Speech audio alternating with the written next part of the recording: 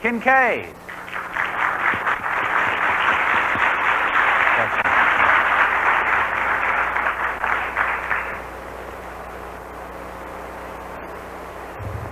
Thank you very much, ladies and gentlemen. It's true I've had a controversial journalistic career. And I was, for a time, on CNN's Crossfire program back in the 1980s. It was a time when, you may remember, Pat Buchanan, who was the conservative co-host then, who has since returned, was actually working in the Reagan White House as communications director. So I was given an opportunity for several occasions to sit in as the conservative co-host. And I took the job seriously. The name of the show is Crossfire. And one of the guests on one of those shows was the ambassador from Libya. Now, Libya is the kind of country that, as you know, shoots airliners out of the sky, killing innocent women and children. And so the ambassador from Libya was on the show with me, and I zeroed in on him. I thought that was my job. And I asked him about Libya's support of international terrorism. And he went on and on, you know how diplomats sometimes do. Evasions, lies, on and on. Finally, I'd had enough. And I interrupted him. I said, "Mr. Ambassador, would you please shut up?" Well, the producer of Crossfire took me in later and said, "Cliff, you can't talk like that to an ambassador, even to an ambassador from a terrorist state like Libya." And I countered, "Well, at least I said please." So I tried to be polite. Now, I also had a run-in with Rush Limbaugh because I dared to question his conservative credentials. He went after me on the air to his 20 million listeners. Before I get into my talk, let me tell you a few things about Rush Limbaugh you may not know. Of course, if you listen to his show, you hear him praise to the skies former President Reagan. You'd listen to Rush Limbaugh and think, here's a hardcore Reaganite, someone who really believed in Ronald Reagan. Did you know he never voted for Ronald Reagan? Never. He didn't vote. He didn't register to vote till 1986, when he was 35 years of age. Now he comes across on his radio show as the epitome of morality and virtue. That's what he calls himself. Do you know he opposes constitutional protections for the unborn? On other issues, do you know that he supports NAFTA and GATT? Now, he once gave an interview to a Christian magazine and said Jesus was the answer to all of our problems. Then he went on to give an interview to Playboy magazine. And on top of that, he gave an interview to Penthouse magazine. Does that sound Christian to you? So I got in trouble with Rush Limbaugh as well. Then I wrote a book about Hugh Hefner, the founder of Playboy magazine, the leading pornographer. We'll talk about that later. I got into trouble with him. His magazine ran a full-page article denouncing me as a right-wing kook. You can make your own judgment on that. We'll talk about that. Ladies and gentlemen, I'm here not as a prophet. I'm not a visionary. I don't have any particular insights. Nothing extraordinary, really, except one thing. Fact. Facts, which any good journalist can dig out. Truth. I'm going to give you the facts. I'm going to give you the truth. You make your own judgment. You can think for yourself. You come to your own conclusions.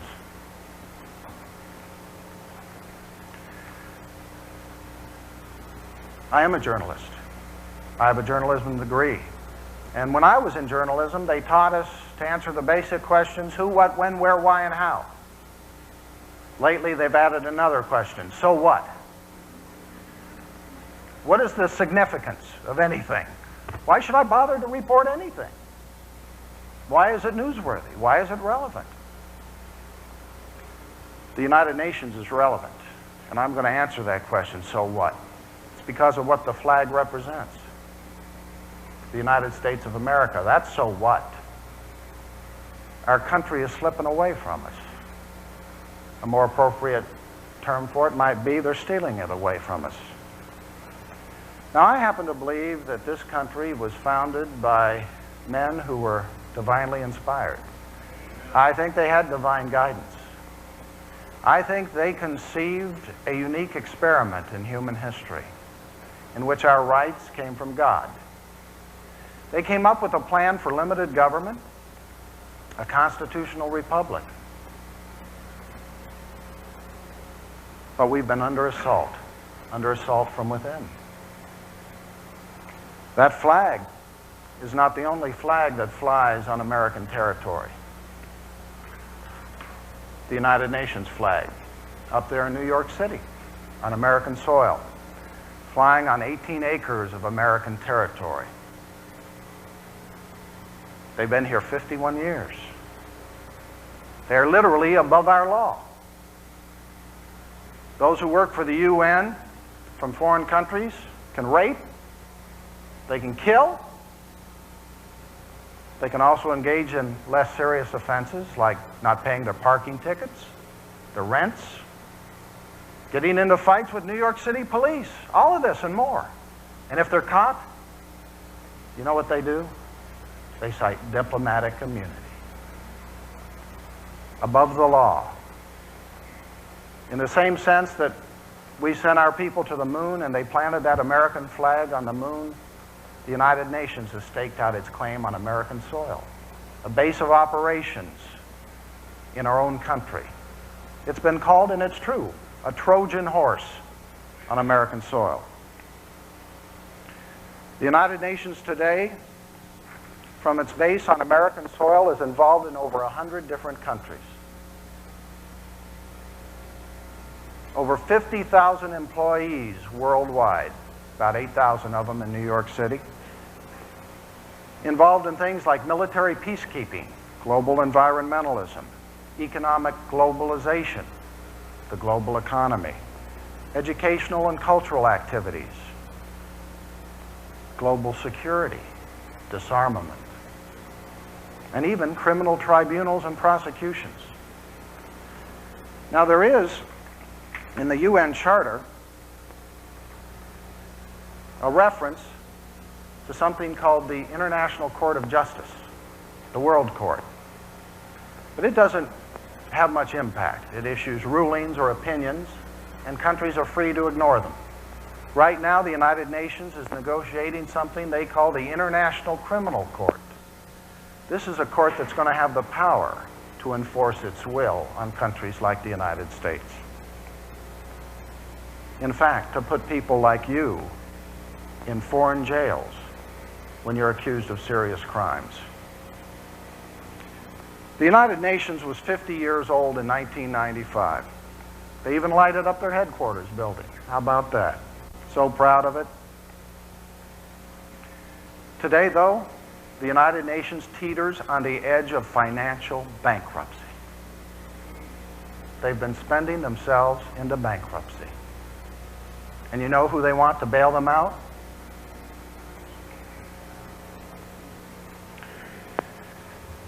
This is the place where the United Nations General Assembly meets. It's a magnificent structure, really.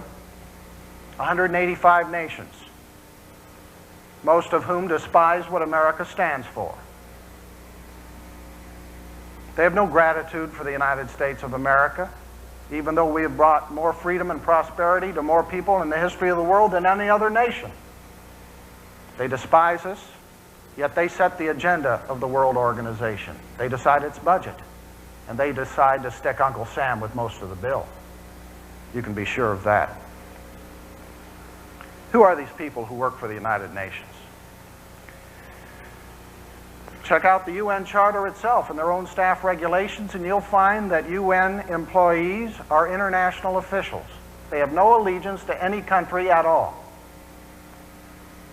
Certainly no allegiance to the United States, their host. They discharge their functions and duties only with the interests of the United Nations, a world organization, in view. These are facts. Kofi Annan, the new Secretary General of the UN, when he took his oath of office in January of 1997, said much the same thing. As Secretary General, he said he would take no external instructions from any government, any foreign country, not even the United States. They're answerable to themselves. They're an international elite class, and they act that way. Who works on behalf of the UN besides their own substantial employees? Of that 8,000 or 9,000 they have in New York City, 1,000 alone work on, quote, public information. You know what that means. Propaganda, lobbying. Lobbying the Congress to send more of your tax dollars up there. But there are other groups that work on their behalf. One of them, the United Nations Association, supported by millions of dollars from the tax-exempt foundations and big business. Included as members, global media, the National Council of Churches, the U.S. Institute of Peace. This is a tax-funded group, by the way. You're paying for that one. National Education Association, New York Times. These are just a few of the names, literally hundreds, that are members of the UN Association. And then on top of that, we've got the Business Council for the United Nations. Look at their nice little slogan there, UN, we believe. Well, they put their money where their mouth is. They're putting millions of dollars into lobbying on behalf of the UN. Lobbying to send more of your tax dollars up there.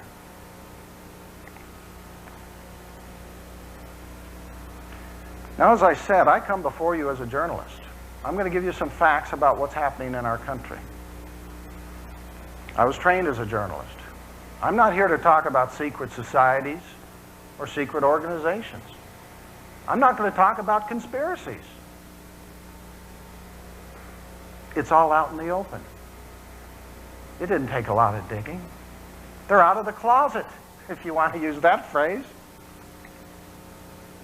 And because of what I discovered, and I put into my book, Global Bondage, I started an organization about 2 years ago called the American Sovereignty Action Project, ASAP. Sort of catchy. And in 1996, we staged 3 Washington conferences trying to educate members of Congress and their staffs about these problems. For those who are interested, including those watching by videotape, I wanted to give out our toll-free number, 1-800-362-4788, if they want a free copy of our newsletter or more information. 1-800-362-4788. By the way, I want to give you another toll-free number. A number that you can use to contact your own members of Congress, members of the House and Senate. Normally they say call a 202 area code number. I'm going to give you a toll-free number. Save you some expense. 1-800-962-3524. That'll get you the Capitol switchboard. 1-800-962-3524. Because these members of Congress work for you.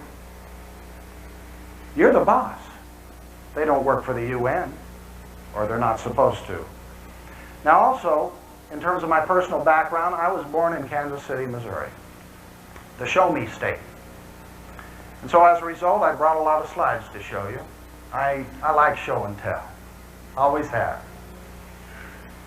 But I want you to be able to leave this discussion, or after watching this videotape, know that Cliff Kincaid came in here and he proved his point. No dispute, no questions. Nobody can walk out that door or at the end of this tape and say, well, he made some points, but who knows if they're true or not. One of the most interesting books I discovered in researching the UN was actually published in 1984. How Peace Came to the World. Now you'll find the UN talks a lot about peace. They're for peace and other nice sounding things. This book came out in 1984, includes an essay by a man named Robert Mueller. Remember that name. He's called the philosopher of the UN, the UN's prophet of hope. That's what they call him. He's been involved in UN affairs for about 40 years. Back in 1984, Muller, in this essay, wrote about what he would, I guess as the UN prophet of hope, thought would transpire or come about over the next 10 or 15 years. Here's what he predicted. He talked about a world organization of national parks. Sounds sort of odd.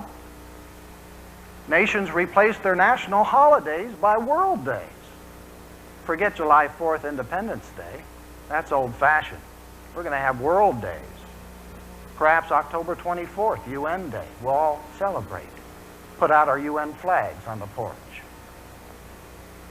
World religion, global education, and finally, he suggests the United States is going to start work on international taxation schemes. Now keep this in the back of your minds as we go through this presentation and see how much has actually transpired. By the way, Muller formed what is called a World Core Curriculum, for which he won a prize from the United Nations. Now think about one element, world religion. We're seeing and hearing about it all the time. Books like this, Voices from Religion and Politics, Yes to a Global Ethic. In my studies of the UN, I've come to the conclusion that we are involved in a holy war, and the UN is a big part of it. In fact, Robert Muller wrote his own book called New Genesis, Shaping a Global Spirituality. What happened to the old Genesis? Maybe the UN has other plans for a new Genesis. And what I've discovered, and I argue it in my book, in a chapter called Holy War, is that the current Pope, John Paul II, based on what the Vatican has been doing at UN conferences, is involved in a life and death struggle with the United Nations and what it represents. I've seen this up close. I've seen these battles take place over human life issues, abortion, homosexuality, family issues. In fact, Pope John Paul II has openly referred to the UN and other international agencies, some official, some not, as being involved in what he calls a culture of death, a conspiracy against life. And he referred to one UN conference on population issues as the snare of the devil. This is a holy war. It is a spiritual war. And yet, as you know, the Catholic Church is under assault from within. Incredible divisions within the church. One of the groups that I've covered over the years, being located and based in the Washington, D.C. area, is a group in Washington called the Institute for Policy Studies. One of these liberal left-wing think tanks that has so much influence over Washington affairs. And it just so happened that a Catholic priest by the name of Father Brian Hare, who was then associated with the U.S. Catholic Conference, taught a course at the IPS, the Institute for Policy Studies, that carried this title: Matthew Marks, Luke and John.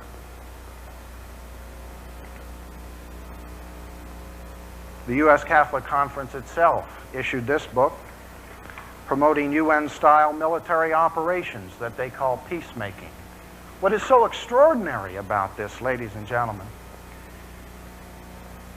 is that one of the first so-called UN peace operations under the President Clinton administration involved using U.S. troops to go into Haiti and throw out one government, a military regime, and bring back to power, to restore to power, a defrocked Catholic priest named Jean-Bertrand Aristide, who had been known when he was in Haiti to have organized attacks on the traditional Catholic Church in Haiti, and who had publicly endorsed what's called necklacing, putting flaming tires around the necks of people and burning them alive to death.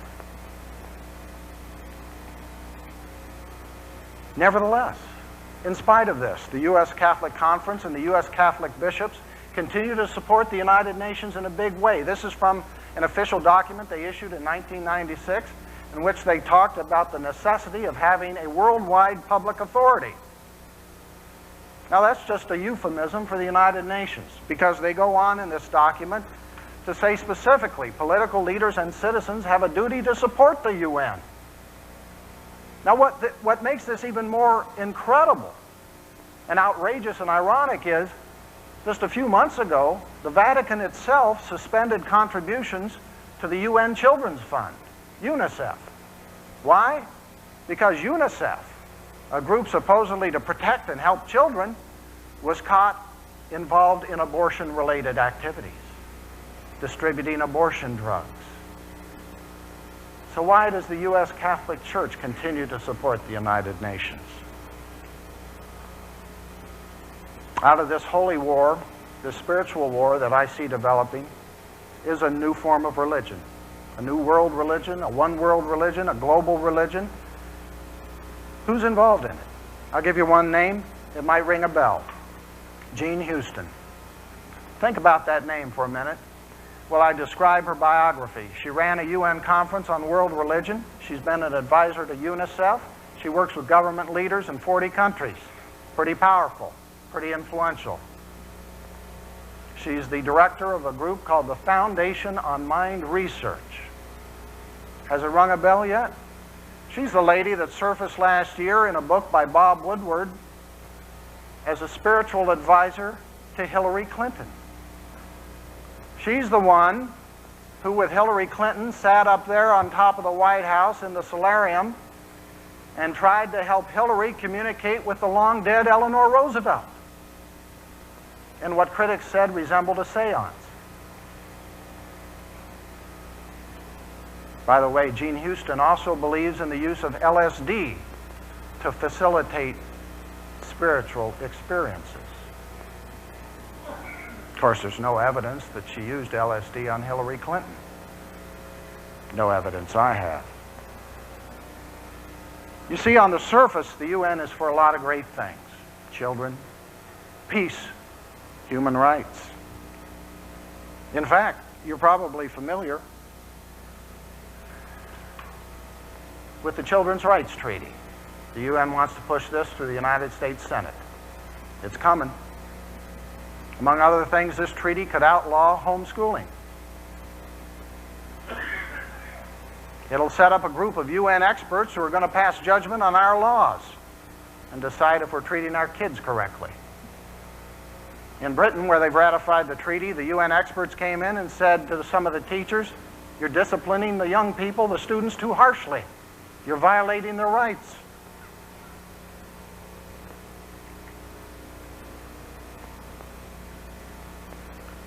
But the UN says they're for children. Children's rights, human rights.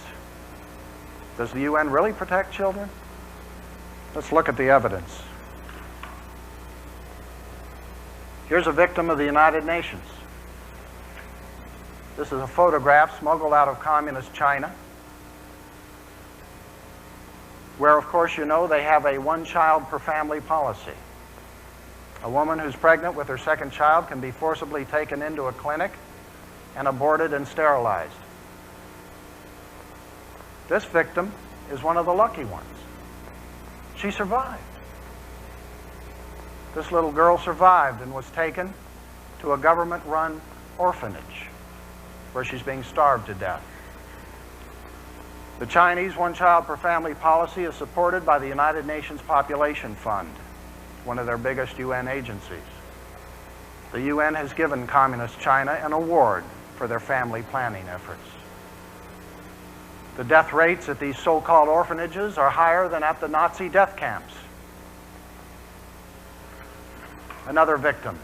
In this case, the little girl is withering away to nothing, being starved to death and tied down to the bed so she can't get out of the bed, cause any problems. They just want her to die. Does the UN protect children? Several years ago, this scandal broke out, captured on the front cover of this publication that monitors the homosexual rights movement.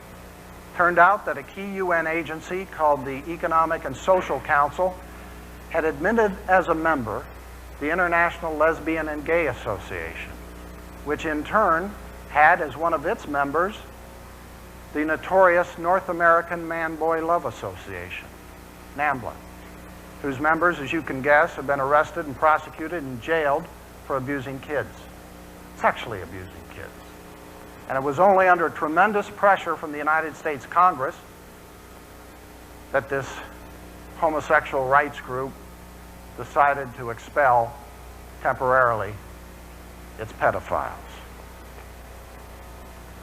Now you might think, well, okay, the UN doesn't have a good record on children, despite its rhetoric. What about the area that we hear so much about, war criminals? Doesn't the UN have a criminal tribunal going in Bosnia, Rwanda? Aren't they trying to bring these perpetrators of that horrible genocide to justice? Aren't they working hard to try to put an end to those bloody conflicts?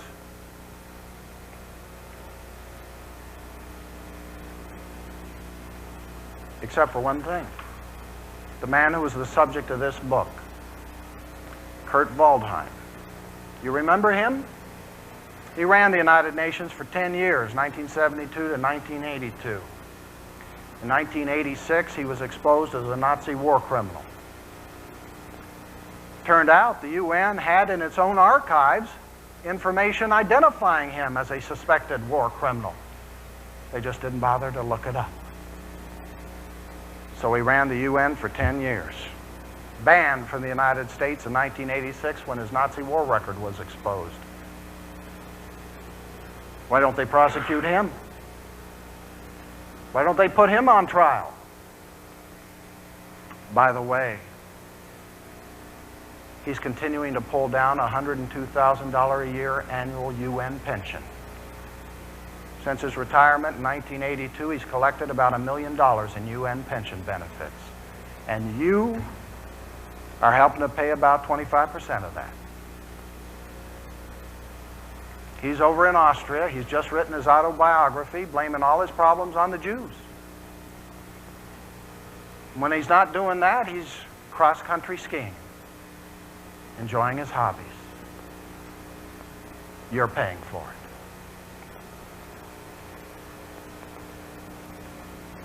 So the UN has a war criminal on its payroll. And yet they're talking about now setting up an international criminal court to prosecute people like you. And you know who the judges could be? They could be from Libya. My ambassador friend from Libya could be a judge. They could come from North Korea, Cuba, a paragon of human rights, Iran, Sudan, where they're persecuting and crucifying Christians. That's the UN today. War criminals on the payroll, homosexual rights, baby killing. And as bad as that may seem, the United States government has to answer to the UN. Every year, ladies and gentlemen, our State Department has to put together this report. And we send it up to the UN under the terms of a 1992 so-called UN Human Rights Treaty, where we have to answer to them about our human rights record. We have to answer. We have to explain whether we're meeting their standards. A report to the UN Human Rights Committee. Again, these experts could come from Cuba, North Korea, Iran, Libya. Among other things, the last time they had one of these sessions up at the UN headquarters in New York City, our State Department officials had to go up there and answer a series of questions. They were grilled, they were interrogated. For example, the UN experts wanted to know why in the United States of America we still have anti-sodomy laws on the books in 25 states. Isn't that a violation of human rights? Isn't that discrimination against the homosexuals? Why have we not given statehood to the District of Columbia? Isn't that a violation of human rights? That's the nonsense we're getting from the UN, and we're in the trap ourselves because the U.S. Senate ratified that treaty, one of more than 200 such treaties, which now authorize UN interference or monitoring of the United States.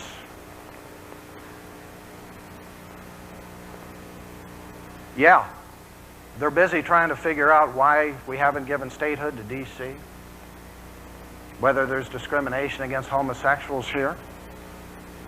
But you know what? They're silent. They're silent about the persecution of Christians in communist China.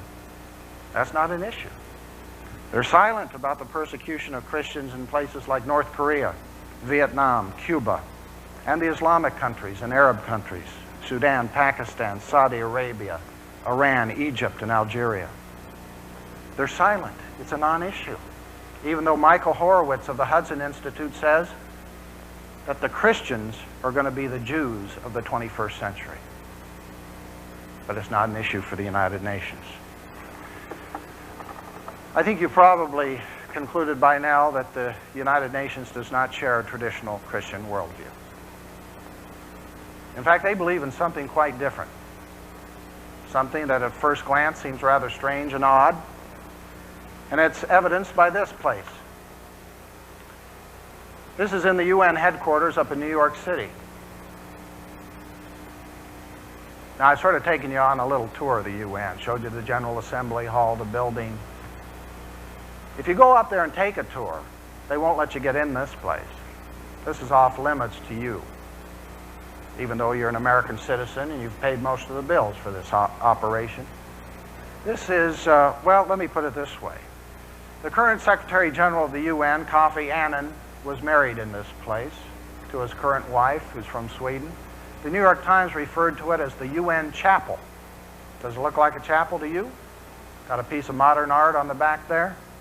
Big block of something or other in the middle, a light coming down from the ceiling. This is actually called, its official title is the UN Meditation Room. This is where UN officials go in to contact certain spiritual forces. Don't take my word for it. A book came out on this subject, ladies and gentlemen, called Spiritual Politics, written by two people, Corn McLaughlin and Gordon Davidson, who have been working with the UN over the years. And they claim in their book that this meditation room is one of the holiest of the holies on the planet. And they say that, indeed, UN officials have mystical experiences there. They have contact with certain spiritual forces.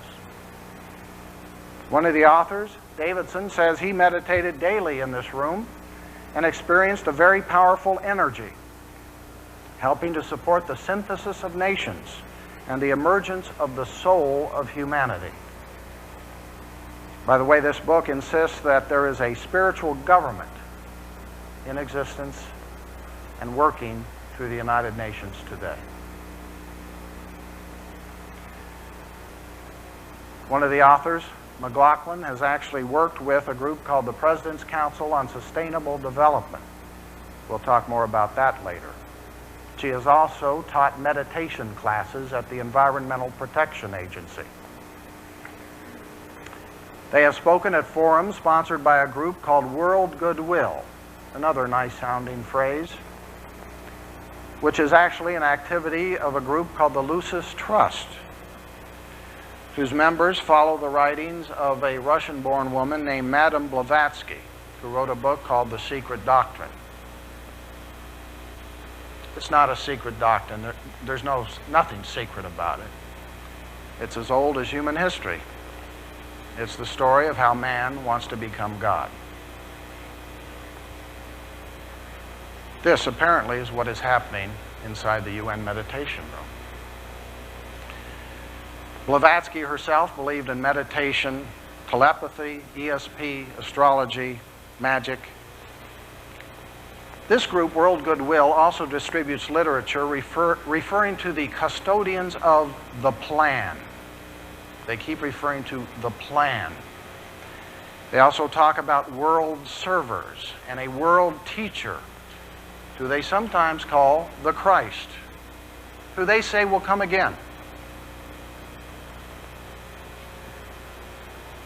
They get together, they hold meetings, and they do chants.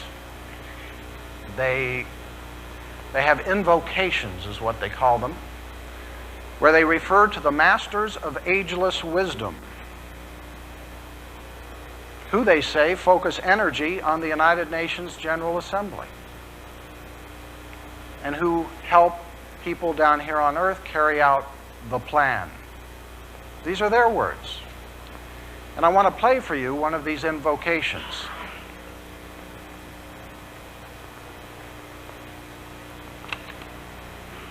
From the point of light within the mind of God, let light stream forth into the minds of men.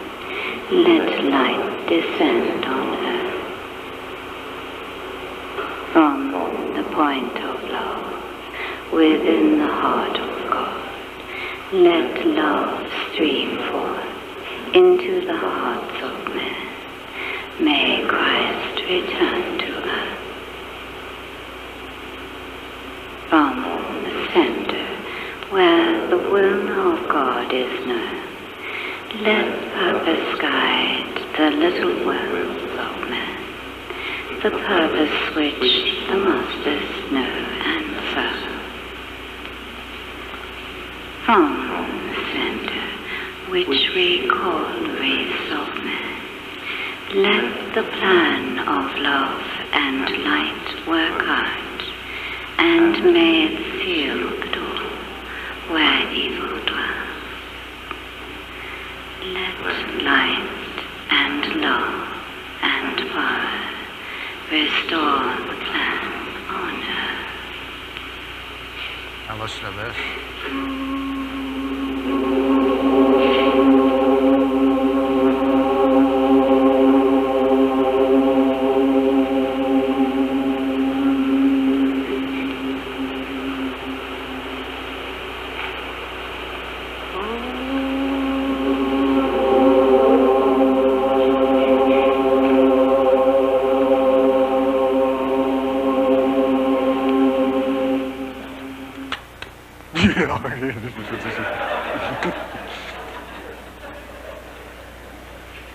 I think if I'd been in there as a journalist covering this thing, I would have ran out of there screaming. That, by the way, was supposed to be the the sound of creation. There's another group that works closely with the UN on spiritual issues called the Temple of Understanding. This group actually wanted to build a temple of understanding in New York City where they wanted all the religions to come together. They believe no religion is any better.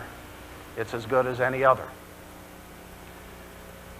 Now the idea has changed, though, and they want to construct, instead of a temple of understanding, something they call the Peace Pyramid. This is their official literature. We are already one. The Peace Pyramid. The actual architecture shows the place to be 3 levels, representing spirit, mind, and body. The top level, the people are on the bottom. The top level will feature a radiating hologram of the earth.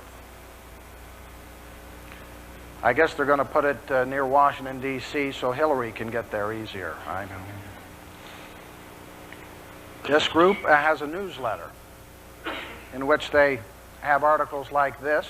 This particular article was written by then UN Secretary Boutros Ghali on faith in the United Nations. And they have, as you can see, a picture of a little boy praying, whether he's praying to the UN or for the UN, or maybe both. Now, I think you can see, ladies and gentlemen, that this approach constitutes a categorical rejection of traditional Christianity.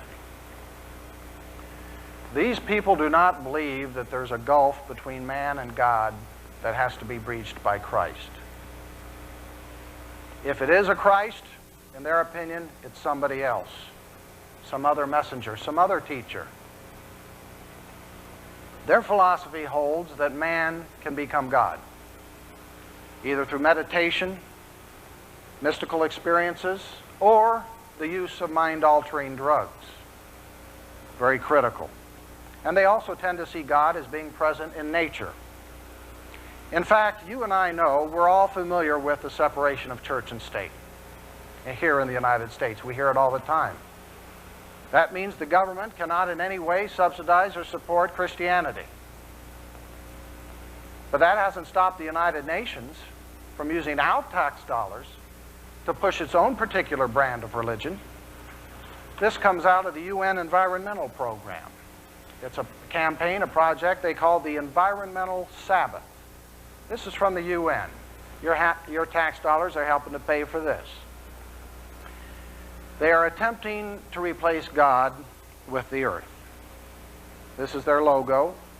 The UN Environmental Program was started back in 1972 by a character named Maurice Strong. He is the founder of a group called the Earth Council, which is now promoting what is called an Earth Charter to protect Mother Earth. There's a journal called Earth Ethics, which is currently debating how this charter is going to be proceeding and when, perhaps in a year or a couple, the United Nations is going to be asked to approve it. One of the issues they're debating, ladies and gentlemen, is, as part of this Earth Charter to protect Mother Earth, whether animals should have special rights. In fact, the Earth Ethics Journal has an article describing apes, these are gorillas, as our closest relatives and fellow animals entitled to the basic rights of human beings. Which leaves open a question. If you give gorillas rights, how will they know they have them? Guess the UN hasn't thought that far along yet. The logical consequence of this Earth worship is the kind of activity represented by the alleged Unabomber, who conducted a 17-year bombing campaign, killing 3 people and injuring 23, waged against people who he thought were raping the Earth. That's the logical consequence of radical environmentalism. And they're targeting our children. Our children, their Earth. This is out of the UN Environmental Program's Environmental Sabbath Project. Among the other things that they recommend in here for kids is they want children to go outside and sit around a tree and meditate. Here's another exercise called Mount Olympus that they want kids to do. The students are supposed to form a delegation from planet Earth to plead the case for human survival from the gods, also known as the lords of the universe. But the gods are not convinced that humanity is worth saving. They feel the long-term prospects for Earth are not good and are discussing drastic action. Burn them off with global warming, send a disease to wipe them off, or try another messenger to teach human beings what they are doing wrong. Another messenger, huh? Maybe the first messenger, Christ, didn't do the job, huh? Maybe we need another one, kids. And who might that other messenger be?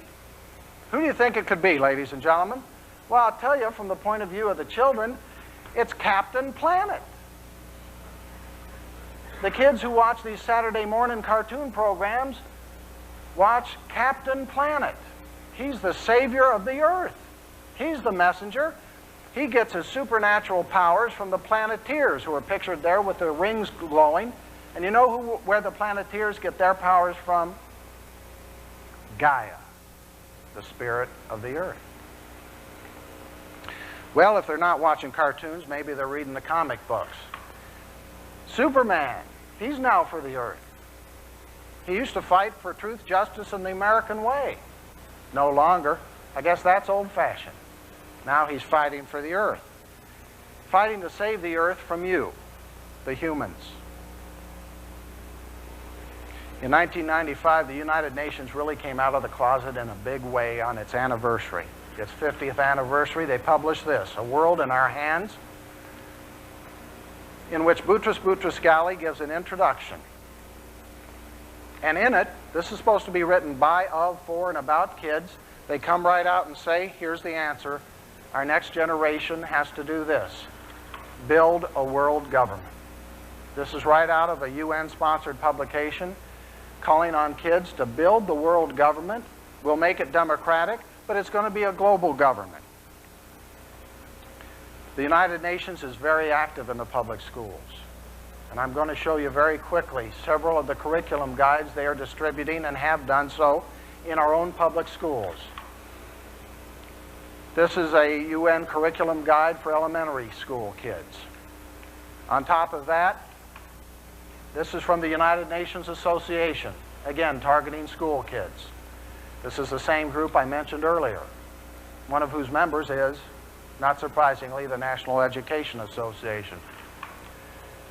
UN 50 logo up at the top, the symbol. This was distributed by the UN in the public schools, targeting kids by asking teachers, for example, to do things like bring the kids together in your classroom and have them write a global citizen newsletter.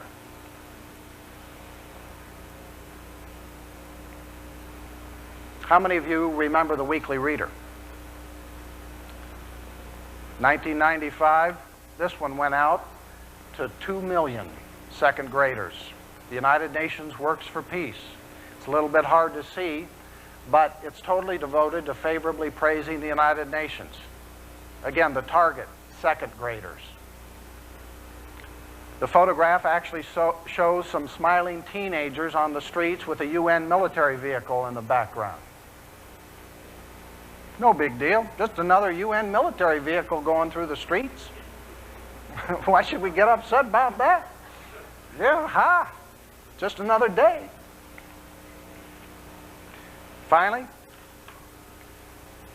this is what was imposed on kids in a Pennsylvania public school in the 5th grade, where the kids were actually asked to sign a Pledge of Allegiance to the world with the UN symbol at the top there. I pledge allegiance to the world, to cherish every living thing, to care for the earth and sea and air with peace and freedom everywhere. At least the UN can rhyme. This is what's coming down, ladies and gentlemen. You see, because if you don't accept the world government, if you resist, maybe your kids will accept it voluntarily. Maybe they'll eagerly embrace it. Maybe they'll demand it.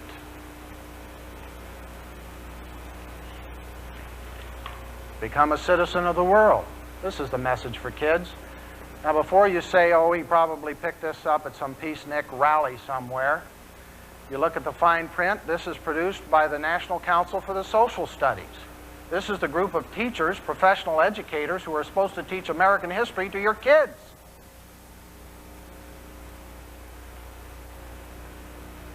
Finally, this is my favorite.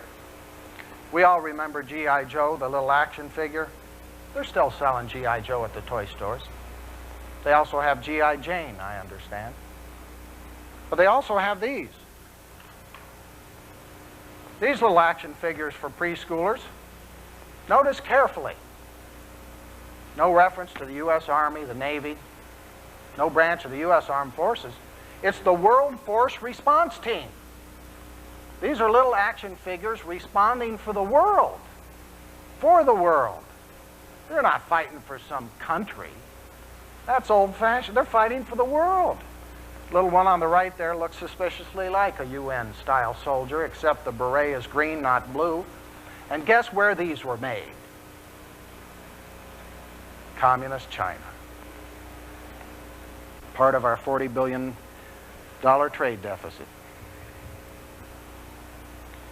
Now, you're probably saying at this point, well, it's bad, of course. Sure, it doesn't look good. But on the other hand, certainly the Boy Scouts of America wouldn't fall victim to this kind of globalistic nonsense. They've got to be immune from this. And I don't present this to condemn the Boy Scouts of America. I was involved in the Scouts. My oldest boy, 9 years old, is involved in the Cub Scouts. Nevertheless, we're now offering this. Citizenship and the World Merit Badge.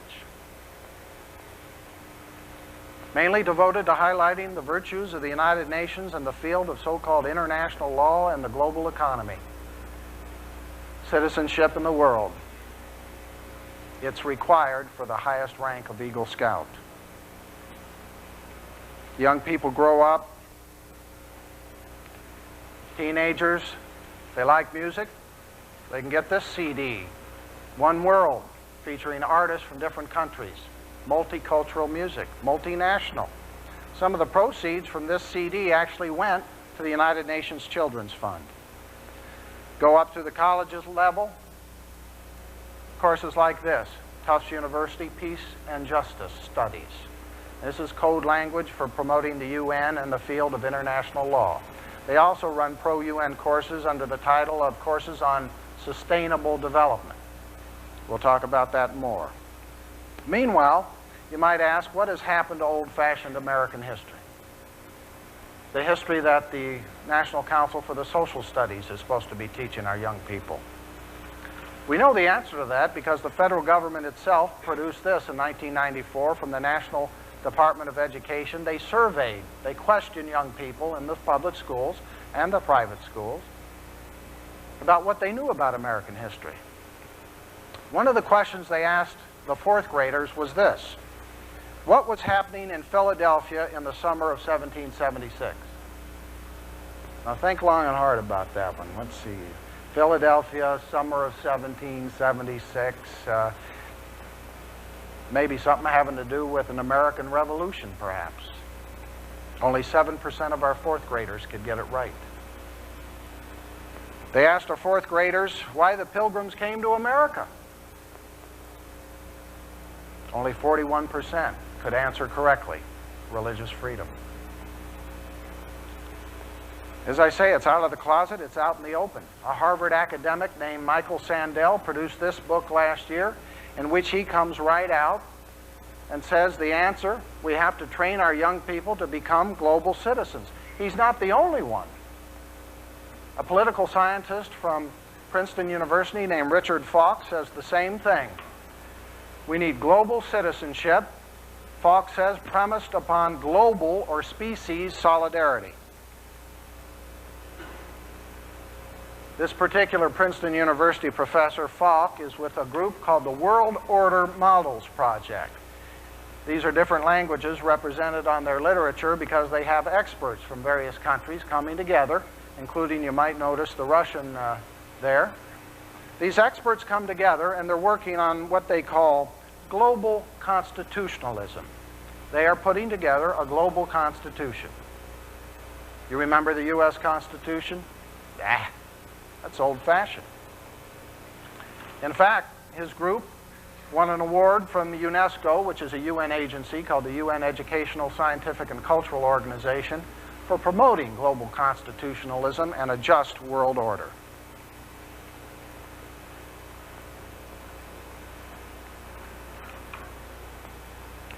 Ladies and gentlemen, if any of this sounds incredible to you, consider this. Current Supreme Court Justice Ruth Bader Ginsburg, who's a former general counsel for the ACLU, has publicly stated that the U.S. Constitution is an outdated document. Not appropriate, she says, for a modern state. She says it is skimpy on individual rights, that the Bill of Rights has, quote, distinct gaps in it. Ms. Ginsburg is supposed to be in line to become Chief Justice of the United States Supreme Court under Bill Clinton if the current Chief Justice, William Rehnquist, retires. This is the future. And the future is now.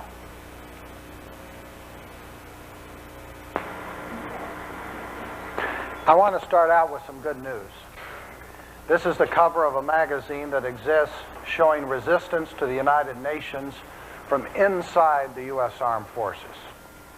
This publication is called The Resistor, and it exists for those who are in the U.S. military today who object to UN foreign command and control of our troops. Now, as you could imagine, those who write for this publication choose to remain anonymous. They write under pseudonyms. But the reality is that there is increasing demoralization within the U.S. military at what is happening to them. And there is active resistance. Now, you may remember a couple years ago, there was a survey done of Marines at the 29 Palms Marine Base, asking them a series of questions about whether they would serve as part of UN operations. One of the questions had to do with whether these Marines, as being part of a UN mission, would shoot Americans resisting confiscation of their firearms. 25% of those who answered the survey said they would shoot Americans, but 75% said no. And some said, absolutely not, no way. Very strong, adamant reaction. I wrote an article about Michael New a couple years ago. Of course, you remember Michael New is the U.S. Army specialist who said no to the UN. Specifically, he said he would not wear a UN shoulder patch, and a UN blue beret or blue helmet, which constitutes the United Nations uniform. He resisted, he said, because he took a sacred oath as a soldier, swearing allegiance to the U.S. Constitution. When he went to his superiors and told them that he didn't want to go to Macedonia, where he would have to report to a foreign commander, formerly in Yugoslavia, his commander said, "Go and read the UN Charter." So Michael New went and read the UN Charter. He took the UN Charter and he compared it to the U.S. Constitution. And he came back to his superior officer and said, "They are not compatible. I am sticking with my oath as a soldier," and the rest is history. He was court-martialed and given a bad conduct discharge, which on that basis constitutes a stigma that's going to follow him the rest of his life. Now, this created a big uproar in the United States, as you can all remember. Americans all over the country rallied in support of Michael New. It crystallized the issue about how far we had come. In response to that, the United Nations took on a PR offensive. And I've indicated the UN has a lot of people devoted to, quote, public information, propaganda, lobbying. They've got a Washington office for the United Nations, which is run by a man named Joe Sills, pleasant fellow. He reacted to the Michael New case with this extraordinary comment that was contained in a letter to the Washington Times, in which he said, "Don't get alarmed. Michael New wouldn't have had to take an oath of allegiance to the UN." Joe Sills said, "That's only for commanding officers," who, he admitted, become temporary UN employees during their UN service. According to Joe Sills, Michael New wouldn't have had to take direct orders from the UN, but he would have had to take orders from a UN commander who did so. As if this is a big difference. It's the same chain of command, the same orders are coming from the top. And I might add that there has been another incredible development regarding our U.S. military. In fact, another brave Army soldier, Sergeant Ed Razor from Fort Bragg, North Carolina, has come forward now. Now, he wasn't ordered to report to a UN operation like the one in Macedonia. He wasn't ordered to wear the UN uniform. But he personally, on moral and religious grounds, objected to the U.S. Army's growing involvement in the UN, and he put in a request for an honorable discharge from the military, and he got it. This is a precedent-setting case. So if you know people who are in the U.S. military, they can get out on honorable grounds by following the Ed Razor precedent. Now, it's a tragedy that soldiers like Ed Razor and Michael New have been forced out. We need soldiers like that within. And as I say, there are soldiers who resist the UN agenda who remain in the U.S. military, mostly functioning anonymously. And they need our support as well. Because it seems to me, ladies and gentlemen, either our U.S. military forces are on the road to complete demoralization and internal collapse, or down the road, and I argue this in my book, because of these kinds of pressures on our soldiers, we are facing the prospect in the future at some point of a military coup.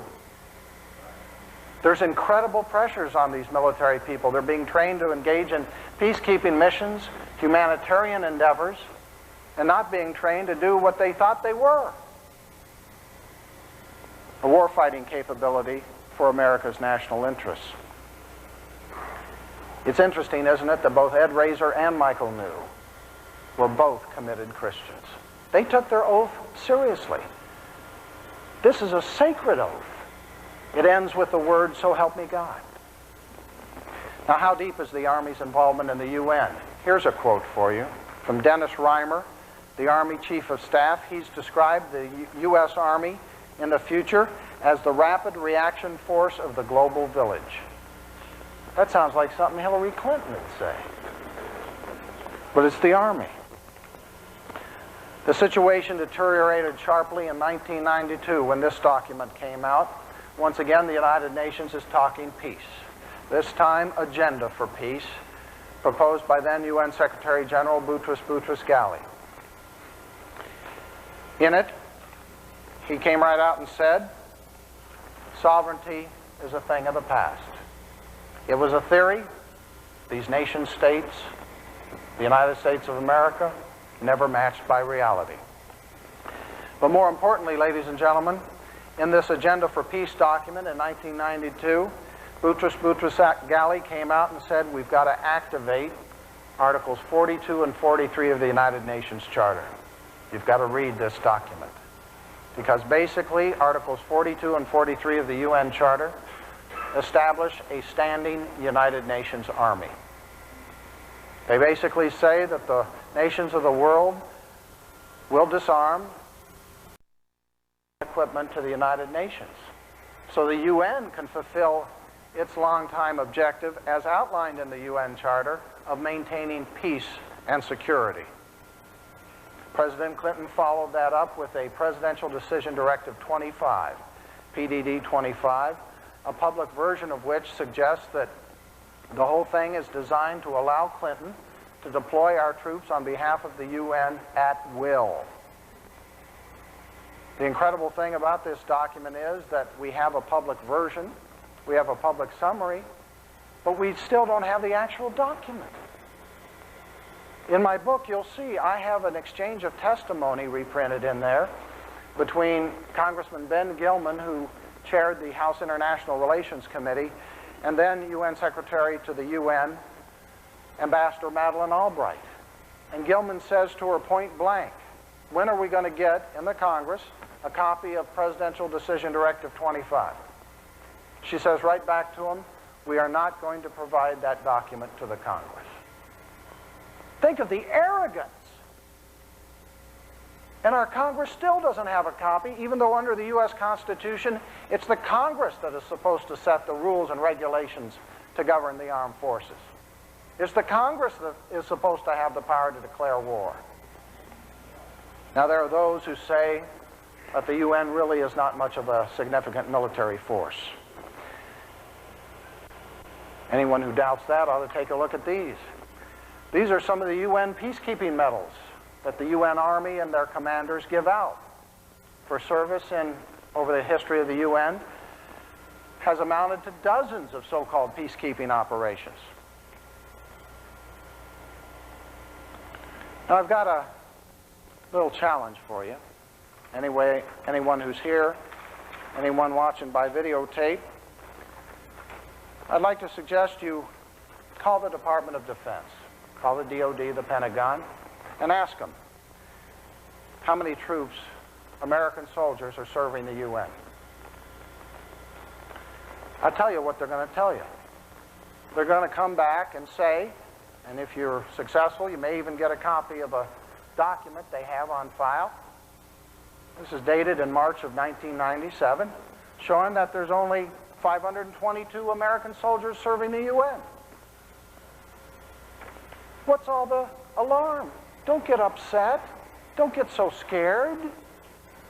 Are you seeing black helicopters again? Only 522. Come on, ladies and gentlemen, what's the big deal? The truth is, I was able to get a more detailed document out of the Department of Defense, just using some of my journalistic initiative. This is not classified. It's an internal document, but it's not secret. I haven't broken any national security regulations. This one refers to U.S. forces participating in or acting in support of selected UN operations or United Nations Security Council resolutions. And the grand total is about 68,000. That's a far cry from 522. What's the difference? I'll tell you the difference. The difference that they won't tell you. The difference is the 522 mostly includes those soldiers who are actually wearing the UN uniform, the shoulder patch, the blue beret. Most of these are in Macedonia, in the former Yugoslavia, where Michael New was supposed to be assigned. But here's the crunch. You don't have to wear a UN uniform as an American soldier to be serving the UN. In fact, I'll just give you some of these statistics out of the about 68,000. According to this, from the DOD, all of our troops in Korea, 37,000 are still officially on a UN mission, according to the Pentagon. We've got 10,000 in Iraq, mopping up after the end of the Gulf War, still on a UN mission. And, of course, Bosnia, another approximately 10,000. None of these are wearing a UN uniform, but according to the Pentagon itself, they are on UN missions.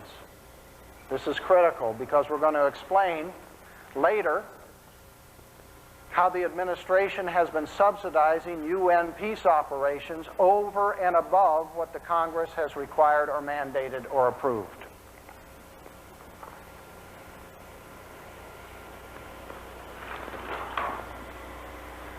Peace operations. The U.S. Army issued this field manual on peace operations several years ago.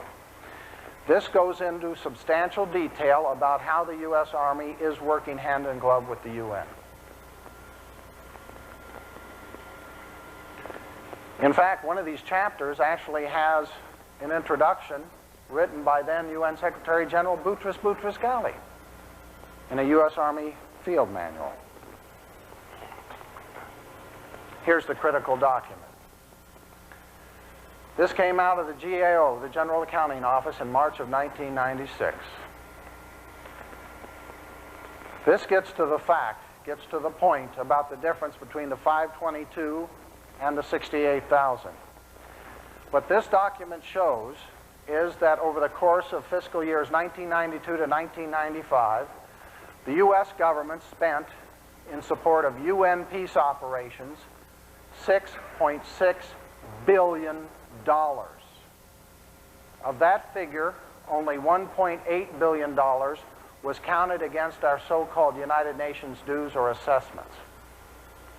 That leaves about $4.8 billion that the Clinton administration provided on behalf of the UN, for which we did not get credit or reimbursement. Now here's where the story gets interesting, ladies and gentlemen. Because, you know, the UN keeps insisting that we owe them $1.3 billion. The UN officials have been coming down to Washington, D.C. on a regular basis with their tin cups out, saying, you owe us, Uncle Sam, you're a deadbeat. You signed a contract with the UN and you violated your contract. You didn't pay your dues and assessments on time, and you owe us $1.3 billion. That's the debate. This argument is being played out on Capitol Hill right now, trying to convince the Congress to cough up another $1.3 billion for the UN. And this document, the GAO report, proves that it's all a big lie. Because if you take the $4.8 billion we provided in the form of assistance for UN peace operations, and you give them their argument about the phony $1.3 billion, subtract that from the $4.8 billion, what do you get? They owe us $3.5 billion. That's the bottom line. The UN and the State Department are deathly afraid that the U.S. Congress is going to try to collect that money. And let me tell you the good news. There is a bill on Capitol Hill introduced by Congressman Roscoe Bartlett of Maryland, H.R. 934, which aims to collect this money from the UN. And listen to this. Listen to the title of this bill.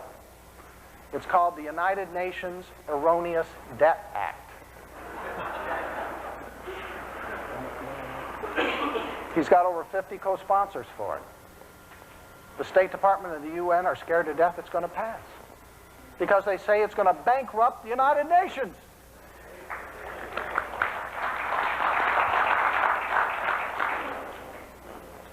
So there is progress being made.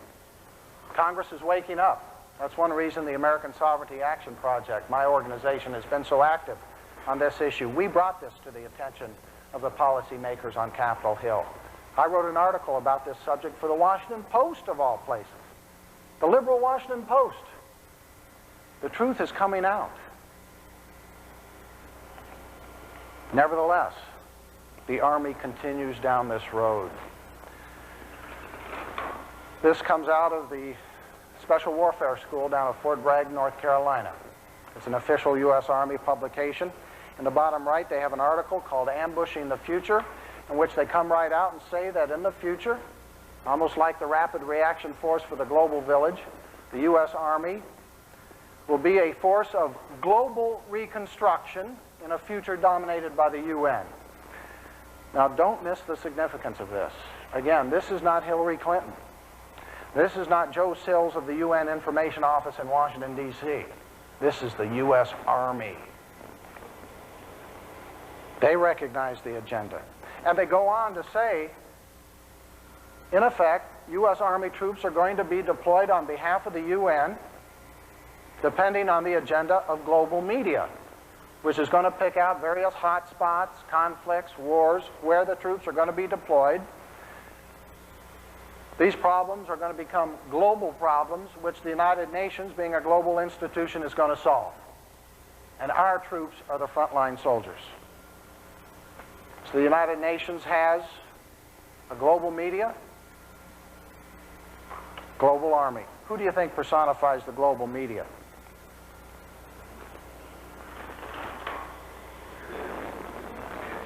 Mr. Jane Fonda. Mr. Jane Fonda. Ted Turner. He has put his cable networks at the disposal of the UN. Now, I know that sounds harsh, but I personally went to one of the Turner Broadcasting annual meetings, and I asked Ted Turner personally about this. And he admitted under questioning that whenever there's a UN conference occurring, he has a deliberate policy of highlighting the themes of that conference in his programming. So he has basically made his networks propaganda vehicles for the UN. He represents the global media. By the way, he and his wife, Jane Fonda, are goodwill ambassadors, officially, on behalf of the UN Population Fund. The same outfit supporting the Chinese one-child per family policy. Meanwhile, Ted Turner's had 5 kids. I guess none of this is supposed to apply to the global elite. They're above all of it. We're going to pay. By the way, let's correct the record about the UN's financial situation. As I say, they come down here claiming we owe all this money. If they were truly in need, they could bail themselves out. They've got money. You know where they got it? They got it up in New York. It's called the UN Pension Fund. They've got stashed away in their own pension fund. By the way, it's the best managed program up there, for obvious reasons. $15 billion invested in stocks, bonds, real estate. This is how they were able to pay Boutros Boutros-Ghali a $102,000 a year pension after he was on the job only 5 years as Secretary General. $15 billion. But they want us to pay more. My argument is simple, and I ask you to take this to your members of Congress. Number one, no more money for the UN. Make them pay. Make them pay us back. There is a debt. The UN has the debt to us. But secondly, if they're really destitute, let them do what the U.S. government has done. You know, the U.S. government taps into the Social Security Trust Fund to bring our budget more into balance. Why can't the United Nations tap into its own $15 billion pension fund to balance their books?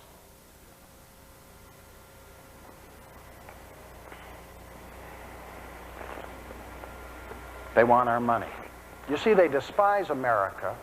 They don't have any appreciation for our success as a nation. But they want even more of it. And they're going to get it one way or the other.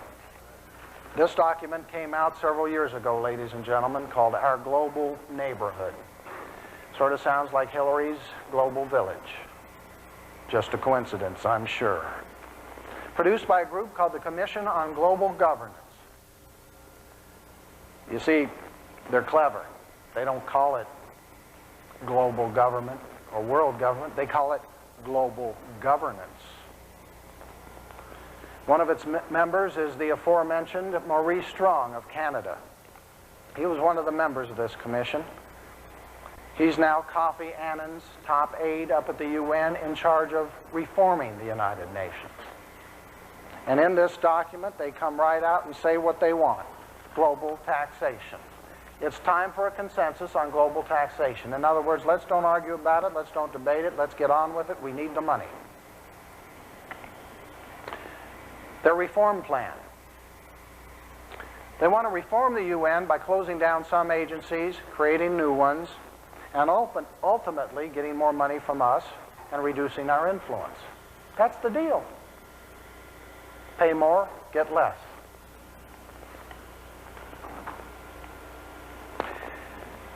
Maurice Strong, a very interesting fellow, now the top aide to Kofi Annan, in charge of reform, member of the Commission on Global Governance.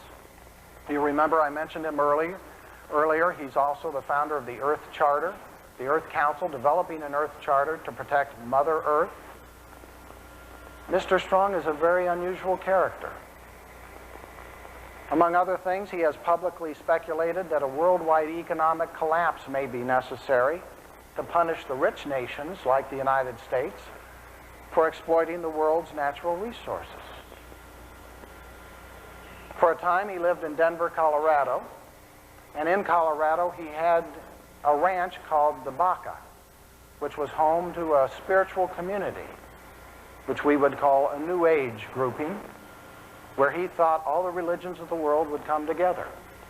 Maurice Strong publicly stated that he once saw a burning bush, almost biblically, ignite spontaneously into flames. But his religion is not like traditional Christianity. He has a more New Age version in which we worship, we reverence the earth. In order to pull off his scheme, he wants desperately more of our money in order to implement the United Nations environmental agenda, which alone is estimated to cost $600 billion a year. The UN itself, back in 1994, published this important document, the Human Development Report. These documents are not necessarily set aside or restricted in their distribution. It took a little digging. This came out of the UN Development Program, headed by a Clinton appointee by the name of James Gustav Speth. In it, they have an article by Jan Tinbergen, an economist, who says we're going to have world government. And he goes on to say, we're going to get it through the strengthening of the United Nations system. Again, this is in an official UN document. This is not my interpretation or my speculation about what may have been somewhere. This is them. This is the UN talking. And they go on in this document to say that they could pass a global tax and generate revenue of $1.5 trillion a year. This particular global tax is a proposed international tax on currency transactions. The author is James Tobin. He's a Yale University economist. The tax has actually been named after him, the Tobin tax. James Speth, the director of the UN Development Program, came right out when that Human Development Report was issued, and he said, yeah, it's doable, let's do it. This is the plan, all out in the open. No conspiracy. They're giving it right to you. They're telling it right straight to your face, and they're saying to you, Americans, try to stop us. Global governance, world government. Now, following that, a reporter actually blew the whistle on these schemes as well, although in a sympathetic vein. Stephen Solomon, former reporter for Forbes magazine, wrote this very, very revealing book. The subtitle refers to how unelected central bankers are running the global economy. What's interesting is Solomon in this book endorses the Tobin tax, but it's very clever. He says, you can start this thing out small. A little tax, just a teeny little tax. on international currency transactions. We can talk about how they're going to implement it. But he says once you get it teeny, then you ratchet it up. He says in his book, you could bring in $13 trillion a year. Now this is not idle speculation. This is a reporter who interviewed these central bankers, these money people. This is not some fly-by-night journalist. He was in the thick of it. He's blowing the whistle. He thinks this is great. Then all these global bankers will be able to manage the future for us. Lately, they've come out with this book, 300 pages long, on how to implement the Tobin tax. 300 pages. Now, obviously, I can't summarize it all. Two of the editors are officials of the UN Development Program. Basically, ladies and gentlemen, they want to set up either a new UN bureaucracy or have UN agents placed in the various financial houses, brokerage houses, and banks to monitor financial transactions, collect their take, and send it up to the UN or other international agencies, like the World Bank and the International Monetary Fund.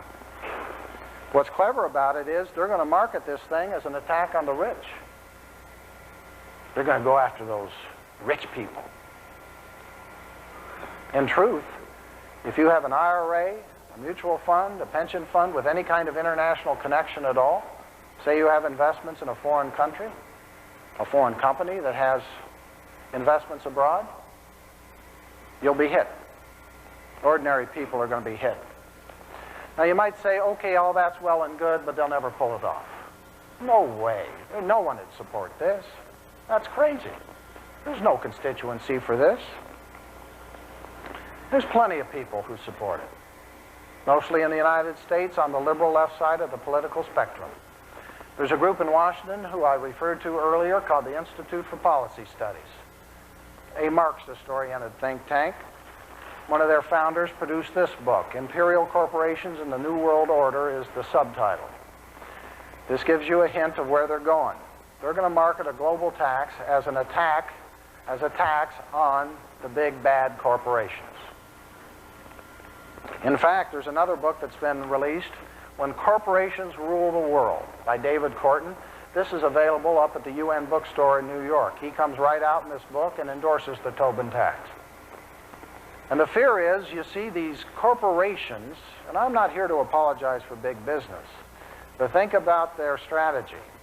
These big bad corporations are going to manipulate the world, they're going to run the world, so we need a Tobin tax or a global or international tax of some kind to generate the revenue necessary to enable the United Nations and other global institutions to control them. Their answer to the problem of big business is big government at an international level. Now, who else might support such a tax? Can anybody recognize this fellow? It's not Santa Claus without the beard. John Sweeney, head of the AFL-CIO, the giant labor federation. The Republicans didn't like him last election cycle because he poured tens of millions of dollars into the campaign to defeat Republicans. They got angry. They called him a big liberal. He's not a big liberal. He's a big socialist. He's a self-admitted socialist. In fact, he's a member of a group called the Democratic Socialists of America. Did you know America's largest labor federation is now run by a self-admitted socialist? Have we come that far in the United States? It's true. And the Democratic Socialists of America has a platform. This is from their official literature. And one of the planks, as you can see explicitly, is support for international taxes. International taxes on currency transactions.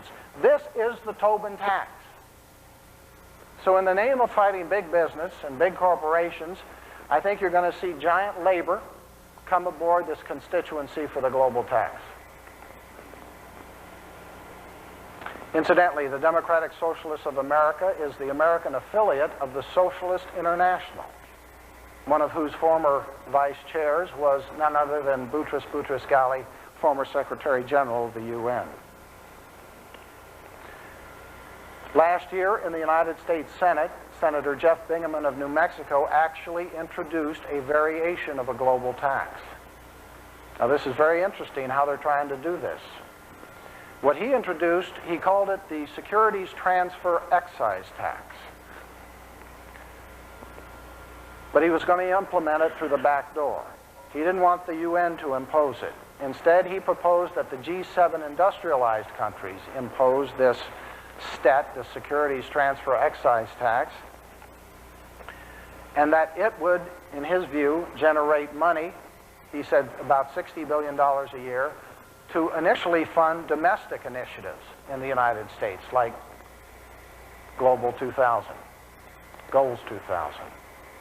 This was his idea. But of course, you can see the plan. If they get it through a variation of a global tax through the G7, they figure that other countries will fall in line, then it'll become global, and then you can take the revenue and use it for other purposes.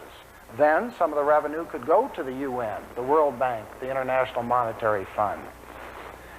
Another group that would support a global tax is the Green Party. This emerged on the scene, as you know, in 1996 as a significant third-party effort, with Ralph Nader as their presidential candidate. Ralph Nader is known to be a consumer advocate, but he ran as the Green Party presidential candidate, came in fourth. The Green Party, incidentally, is represented in dozens of countries around the world. As the name implies, it's more or less an environmental party. They're very pro-United Nations. These are some of the planks from their platform. They wanted the UN Law of the Sea Treaty signed. They refer to the U.S.-Mexican border as an area of binational independence, apparently meaning that we got to send the Southwest United States back to Mexico. International peacekeeping, using the UN to maintain world order. And finally, think about this one. They want an international intelligence agency. The news is we've already got one. Last year, President Clinton's then CIA director, John Deutsch, signed a memorandum making it easier to share U.S. intelligence information with the United Nations. He did this by eliminating a traditional intelligence designation known as no foreign, N-O-F-O-R-N, meaning no foreign dissemination. This was a designation or classification that intelligence analysts knew to mean to be restricted. Information documents had to be restricted to Americans. Do not share with foreign governments or foreigners in general. With one sign of the pen, John Deutsch eliminated that designation, making it easier to send this information to the United Nations and even other foreign governments. So much of this plank is either a reality or becoming a reality. Another UN official who's promoting global taxes is a German named Bernd von Drost. He runs something called the World Heritage Center out of UNESCO in Paris. That's the UN Educational, Scientific, and Cultural Organization. He wants a global energy tax. Now, what's he talking about? Mr. von Drost helps oversee two very important UN programs. One is called the World Heritage Program. Another is the Biosphere Reserve Program. Together, they affect about 50 million acres of U.S. territory. Now, you may remember in November of 1995, a UN delegation flew into Yellowstone National Park. What was the UN doing in Yellowstone? They came in there to argue and agitate for a buffer zone around the park in order to stop the construction of a proposed gold mining project a couple miles outside the park. The UN came into the park basically telling us how to run our own park and our own public lands, how to conduct affairs on our own territory. And lo and behold, President Clinton complied and later announced that he had made a deal with the mining company to cancel the project.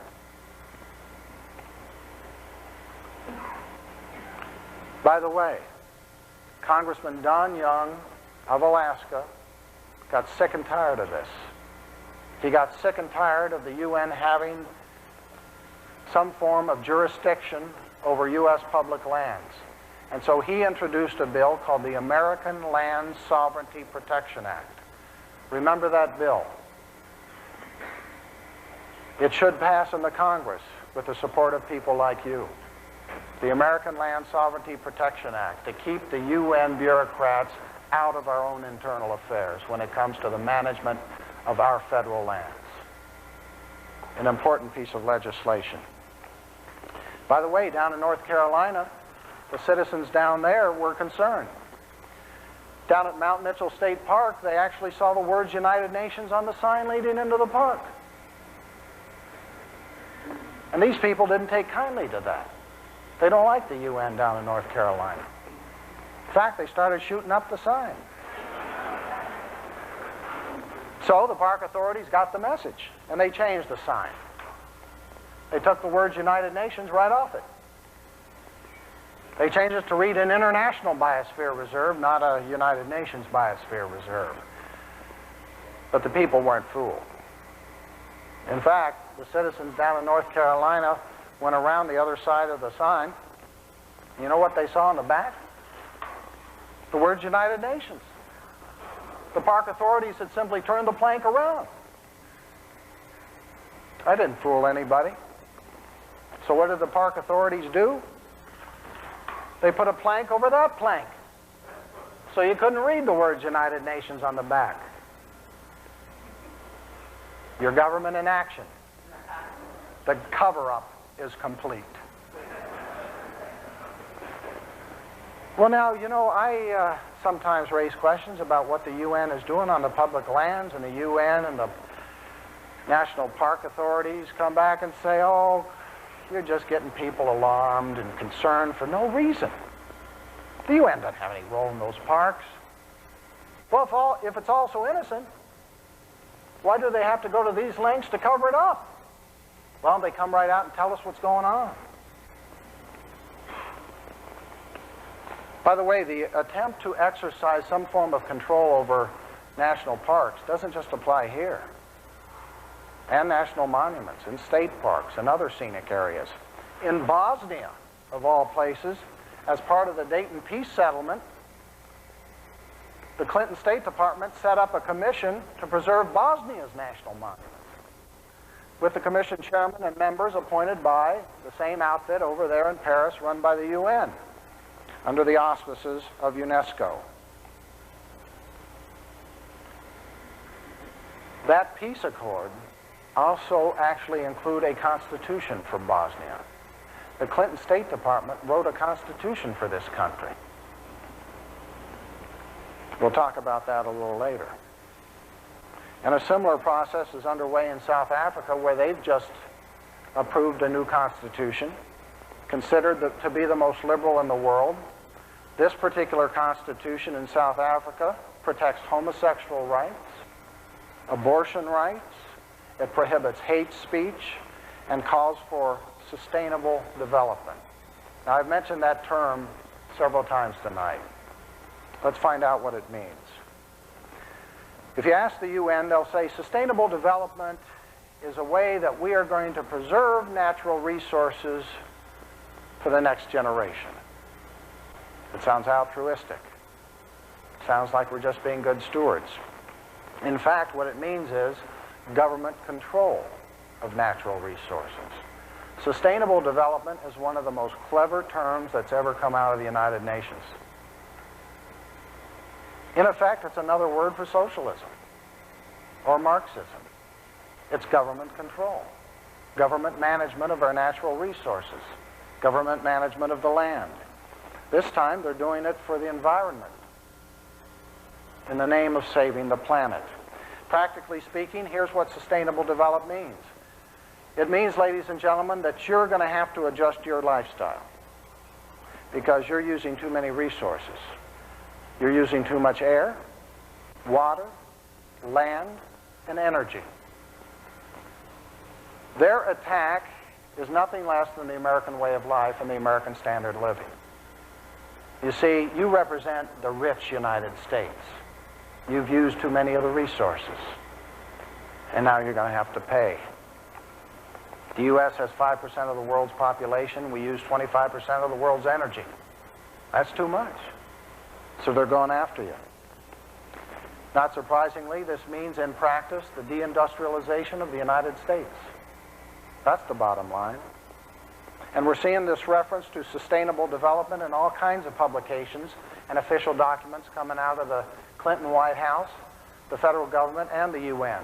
Here's one example. Another, this is from the President's Council on Sustainable Development, calling for a sustainable America. Here's another, written by a journalist, Philip Shabakoff. He used to cover the environment for the New York Times. The term sustainable development is in the title of his book. And to his credit, he comes right out and tells us exactly what they're going to do.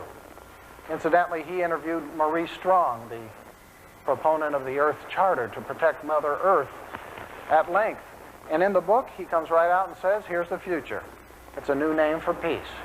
We're on the road to achieving Pax Gaia, the peace of the earth. Now think about the significance of those terms. Gaia, the spirit of the earth, the goddess, worship. We are here, ladies and gentlemen, according to the UN and their apologists, to serve and save the earth. And they are cloaking all of this in religious and spiritual language.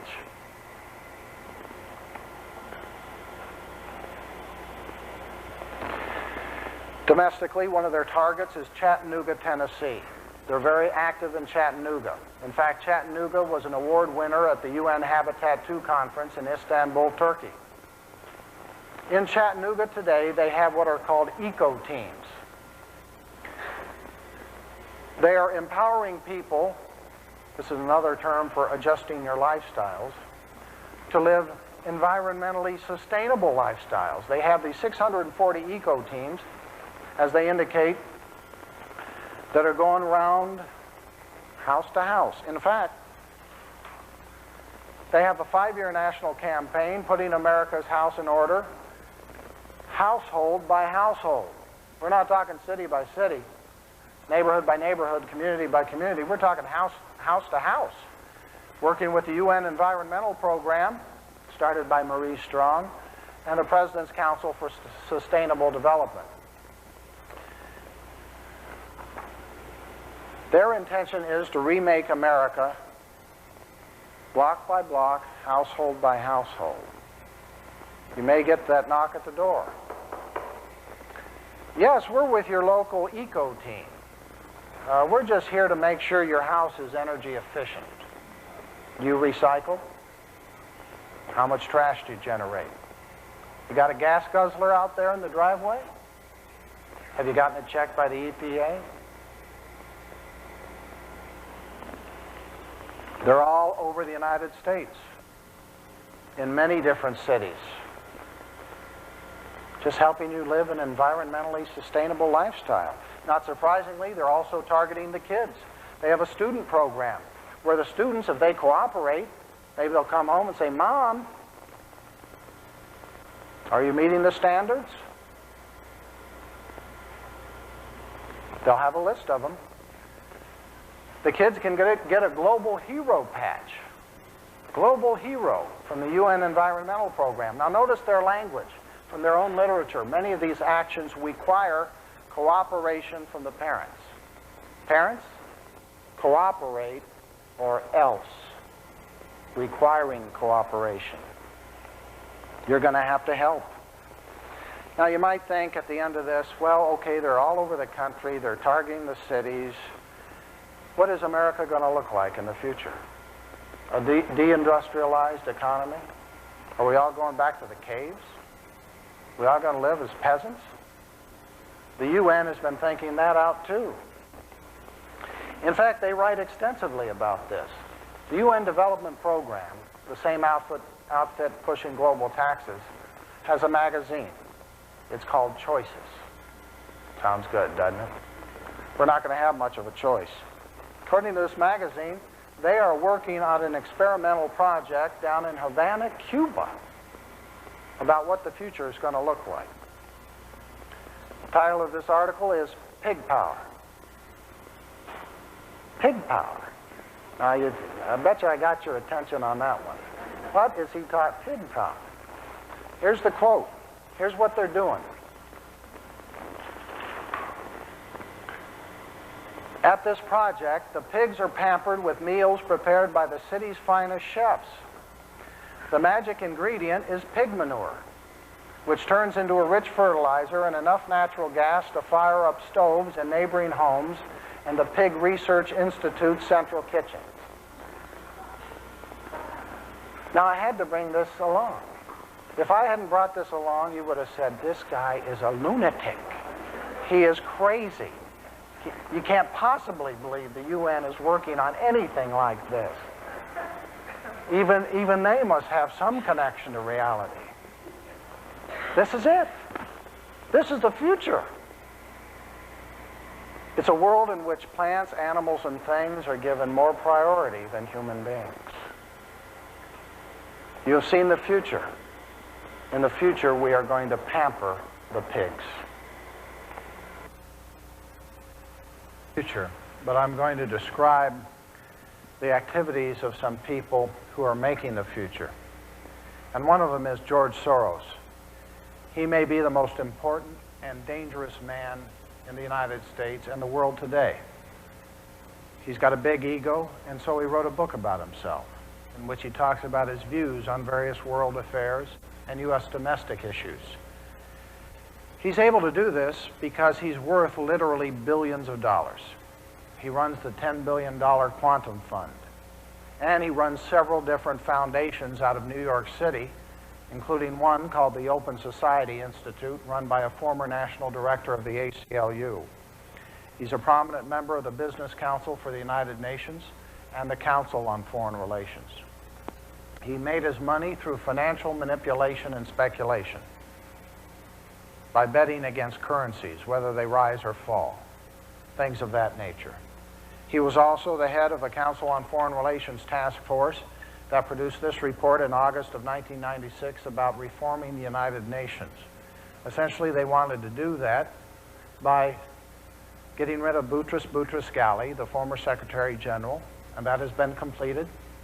They got a new one in, Kofi Annan. But their basic plan is to reform the UN in order to make it stronger in the long term. Soros ran this Council on Foreign Relations task force, but he's also given a lot of thought to the future of NATO. In fact, he wrote this pamphlet in 1993 in which he came right out and said, "Towards a New World Order, the future of NATO." This is critical because George Soros and many other people realized early on that the United Nations was incompetent militarily. That was obviously evident in Somalia. When the UN took over the operation there, a nation-building scheme that failed miserably, disastrously. In fact, 18 American soldiers paid with their lives. We all remember that film footage of those soldiers being massacred in an ambush, their bodies stripped naked and dragged through the streets by mobs screaming victory over America. So Somalia was a disaster. The UN was militarily incompetent. And they decided to change their strategy. As such, in Haiti, they decided to use U.S. troops directly on a UN mission, under U.S. command.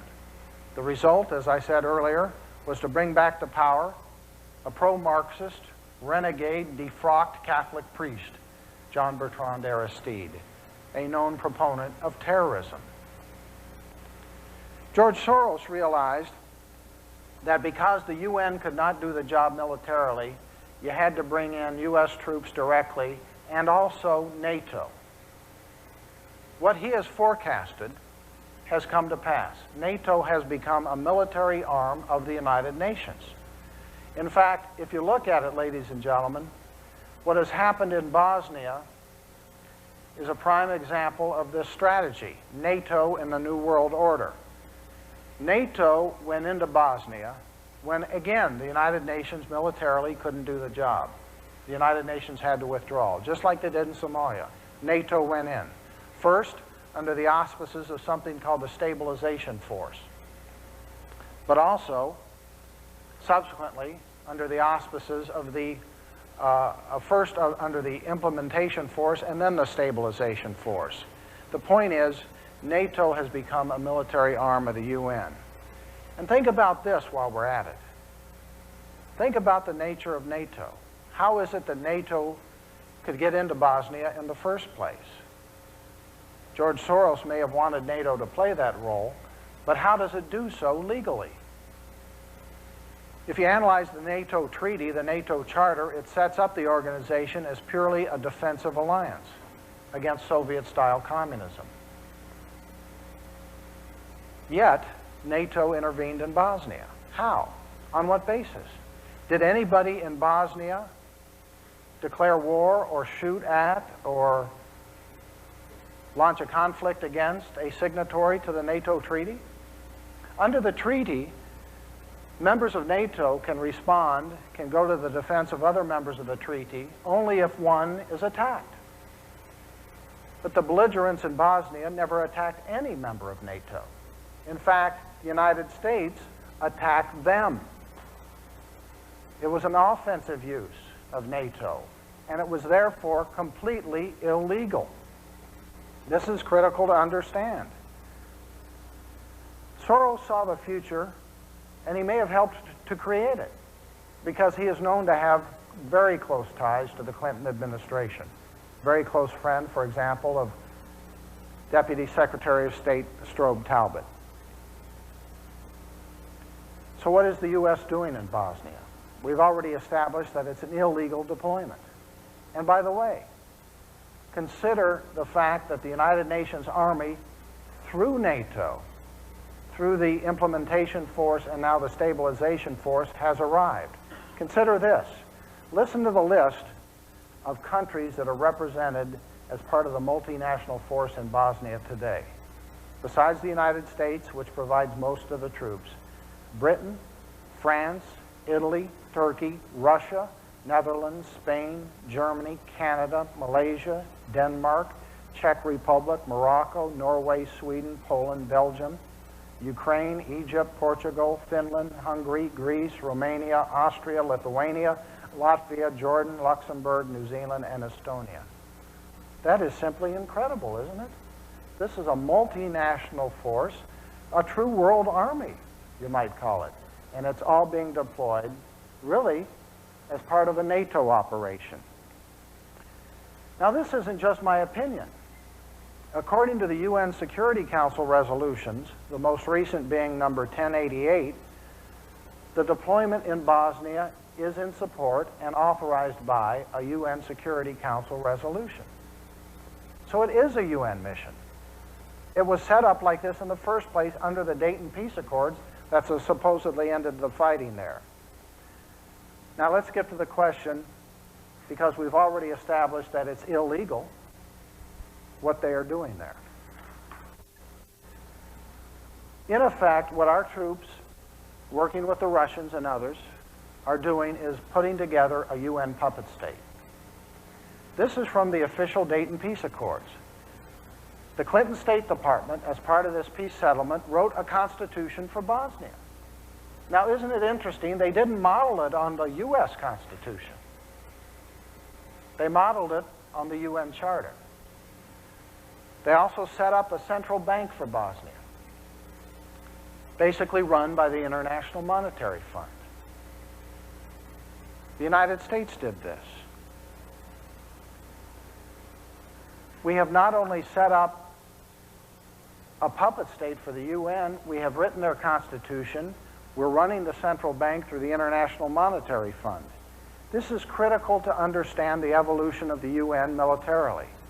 You see, again, in Somalia, it was a disaster. It was a fiasco. They couldn't do it. In Haiti, they used U.S. troops on a UN mission, and it was successful, at least in the sense of getting rid of one government and bringing in another, which was even more, or at least equally, notorious. And then Bosnia. This is precedent-setting. This is unprecedented in human history, what the UN through NATO is trying to do in Bosnia.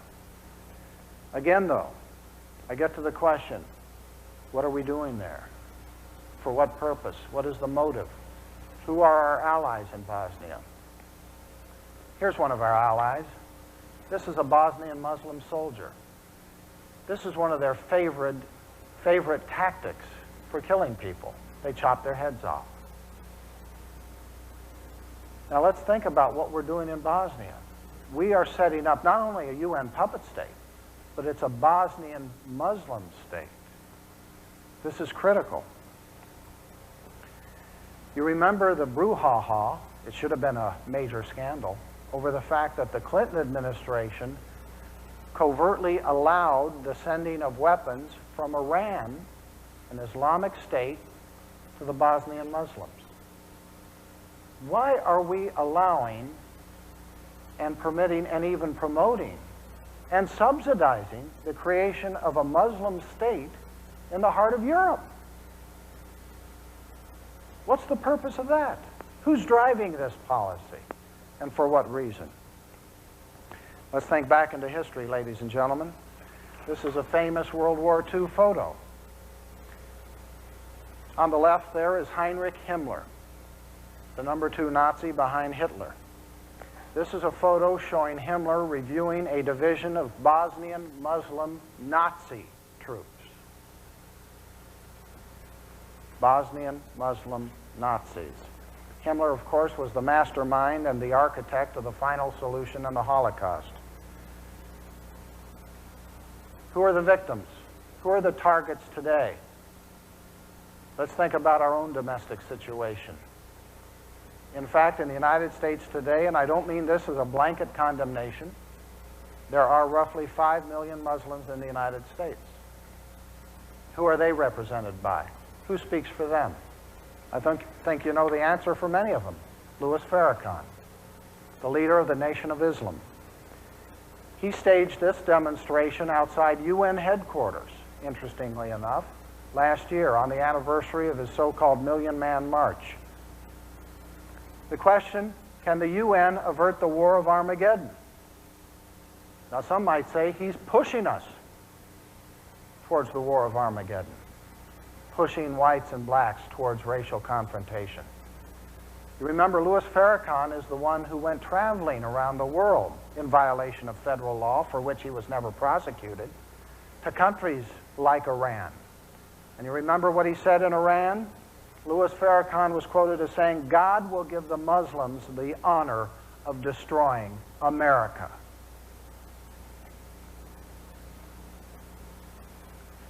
Louis Farrakhan is part of a radical international Islamic movement that is targeting America for destruction. That's the bottom line. He believes in a holy war. And didn't we talk about a holy war? He believes in a revolutionary holy war that has already hit the shores of the United States, because I'm sure we remember the World Trade Center bombing. By the way, did you know Louis Farrakhan believes in UFOs? Perhaps these are part of the approaching war of Armageddon.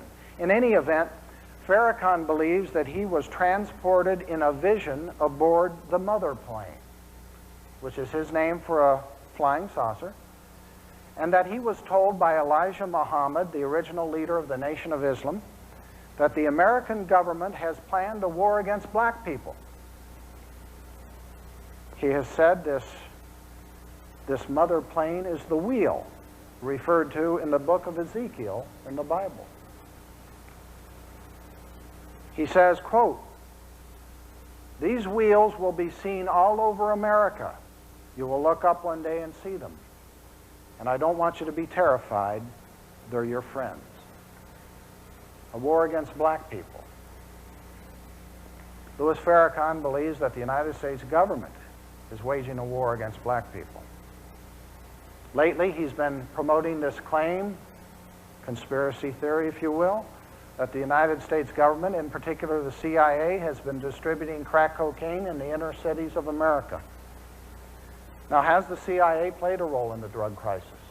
There's no question about it. I'll give you one concrete example. Aldrich Ames. Aldrich Ames was a CIA official who ran the CIA's Counter-Narcotics Bureau for about 2 years. It turned out, of course, he was a Russian Soviet spy, thereby in a position to give our enemies all of our valuable intelligence about what we knew about the drug problem, making us even more vulnerable to it. I happen to believe what Farrakhan and his followers are promoting is designed actually to distract our attention. Distract our attention from what George Soros and his ilk have been doing to America.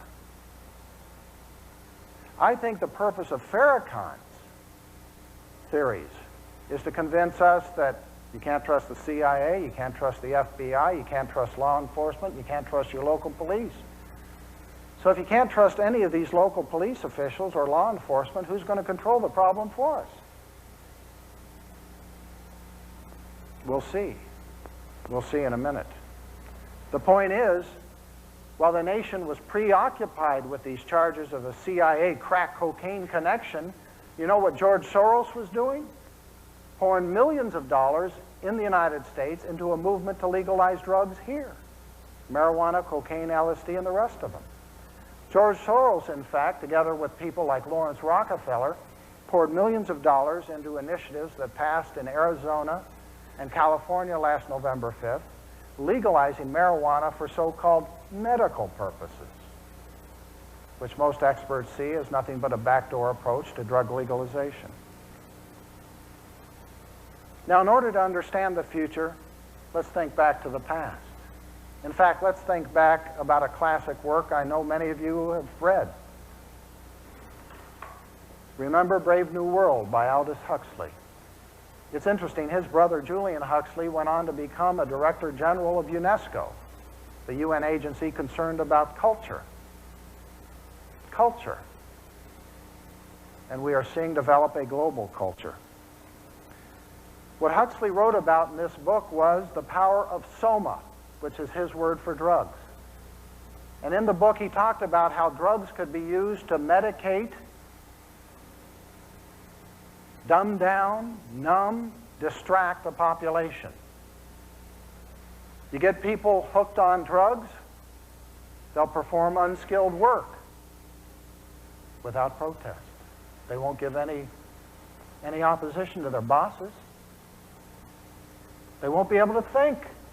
This is the purpose of drugging America. Now we'll get back to somebody I mentioned at the start of the show. Somebody who also regards me, I suppose, as an enemy. Hugh Hefner, founder of Playboy magazine. The stereotypical dirty old man. But you know, he did more than just start a dirty magazine. And this is where I got into a confrontation with him and his magazine. I wrote a book about Playboy, not only documenting his role in pornography, but I analyzed the work of his so-called Playboy Foundation, which is not a tax-exempt foundation, therefore it's not a real foundation. It's an arm of his company, Playboy Enterprises. And I found out that the Playboy Foundation had put a lot of money into the drug legalization movement back in the 60s and 70s. In fact, his seed money started the National Organization for the Reform of Marijuana Laws. In addition, I documented the fact that some of his money underwrote the court cases that eventually resulted in the Supreme Court's legalization of abortion on demand. Hefner and his collaborators virtually created the counterculture in the United States. Not only drug legalization, not only abortion rights, but strangely as it may seem, in view of the nature of his so-called Skin magazine, he also put millions of dollars into the homosexual rights movement. He did it all. He truly put his money where his mouth is. And the results of what he did, which I believe are now being continued by George Soros, have truly undermined, in fact, practically destroyed the moral foundations of this country. Here's a concrete example of the damage that continues to be done. High Times magazine, a magazine that's geared towards young people, promoting drug use, glorifying drugs. This one happens to be a tribute to Timothy Leary, the so-called high priest of LSD, who believed that LSD could facilitate creativity and spirituality. He recommended LSD for 15-year-old kids. The 1960s, the counterculture are back thanks to George Soros. You've seen the statistics. Among teenagers, over the last 3 or 4 years, LSD use up 183%. Cocaine use up among young people 166%, marijuana use up 105%. Can you fathom the minds, the people behind these statistics? Millions of children being destroyed. When our young people buy into the drug culture, they're buying into a lot more. Again, another example of High Times magazine with references to paganism, witchcraft. Do you see where they're going with this? Is it starting to all fit together? These people see drugs, these so-called mind-altering drugs, as designed to break down one's sense of oneself, creating a so-called sense of oneness between an individual and his surroundings.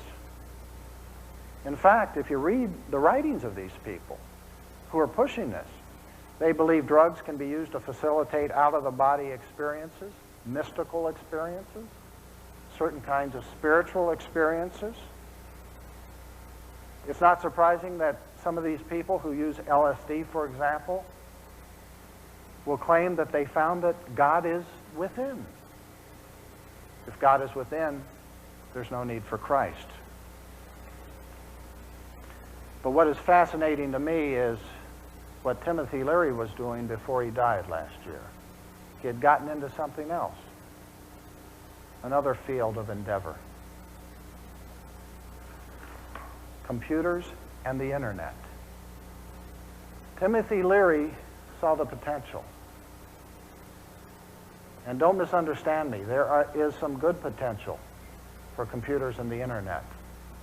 But unfortunately, the enemies of freedom and the enemies of our Christian values are exploiting that resource, exploiting that potential for their ends. Chaos and cyber culture. He said before he died, the personal computer is the LSD of the 1990s. That's what he said.